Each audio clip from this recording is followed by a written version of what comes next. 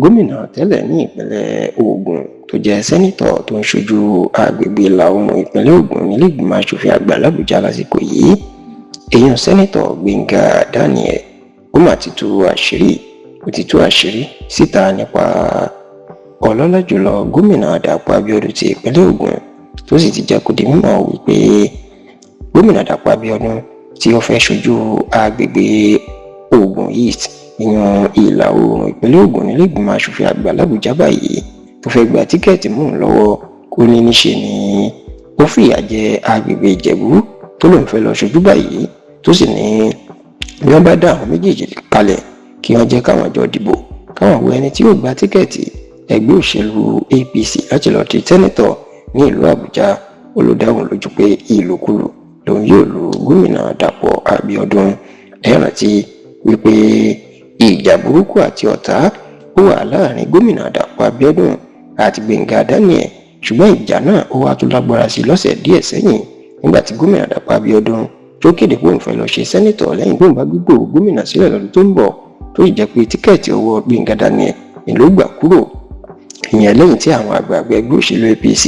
tí wọ́n náwó ẹ̀ sókè wípé òun gan làwọn fẹ́, tí wọ́n sì ní kí Gbénga Daniel kó fún ní tíkẹ́ẹ̀tì ẹ̀. Ìṣẹ̀lẹ̀ yìí ló bí Gbénga Daniel nínú tó dùn kọjá sísọ pé wọ́n fẹ́ gba agbára lọ́wọ́ fún gómìnà Dàpọ̀ Abíọ́dún, tó jẹ́ pé eléyìí ló fi ìbínú tú àṣírí ọkùnrin náà nínú ọ̀sẹ̀ tí a wà nínú ẹ̀ yìí lásìkò tó ń ṣe ètò ìròyìn lágbára fáwọn ọmọlẹ́yìn ẹ̀ lórúkọ ti àti ti ààrẹ Bọ́lá Ahmed Tinubu. Ẹni Gbénga Daniel ni ó jẹ́ ìyàlẹ́nu wípé Dàpọ̀ Abíọ́dún ó lè lóun fẹ́ ṣojú agbègbè Ìjẹ̀bú, ó ní Ìjẹ̀bú yìí dẹ̀ ní kò ṣe dáadáa fún àwọn rárá níbẹ̀. Ó ní nígbà tí òun di sẹ́nitọ̀ òun ṣa gbogbo agbára òun láti rí i pé wọ́n gbé ibùdó àwọn ọmọ ogun orí omi ìyún naval base wá sí agbègbè Abigi ní Ìjẹ̀bú, ṣùgbọ́n ní gómìnà Dàpọ̀ Abíọ́dún kò ní ló máa tako tí ò jẹ́ kó ṣeé ṣe. Wọ́n ní bákan náà òun tún gbìyànjú kí wọ́n gbé ilé ìwòsàn ìjọba àpapọ̀ tó lágbára púpọ̀ èèyàn Federal Medical Center FMC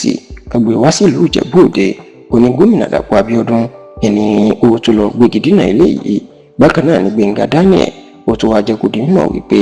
ilé ìfọpo ọkùnrin tó lówó jù ní Nàìjíríà àti ilẹ̀ adúláwọ̀ èèyàn Dangote Refinery oní ìpínlẹ̀ Ògùn ní Dangote ni ló máa fẹ́ gbé ilé ìfọpo náà sí, pàápàá ní agbègbè Waterside tó wà ní Ìjẹ̀bú. Ó ní ṣùgbọ́n níṣe ni gómìnà àná ní ìpínlẹ̀ Ògùn èèyàn ọmọ sẹ́nitọ̀ Bíkúnlé Amósùn ni ló padà tú àṣírí fóun pé Dàpọ̀ Abíọ́dún náà ẹni kò jẹ́ kíkiní ọ̀hún wá sí ìpínlẹ̀ Ògùn pàápàá ní Ìjẹ̀bú, tó sì tó ní ìpínlẹ̀ Ìjẹ̀bú táwọn ń jà fún ìyẹn pé kí Ìjẹ̀bú dá ní ìpínlẹ̀ olóhùn torí pé Dàpọ̀ Abíọ́dún ẹni ó tó ń gbógun ti àwọn ní Ìjẹ̀bú.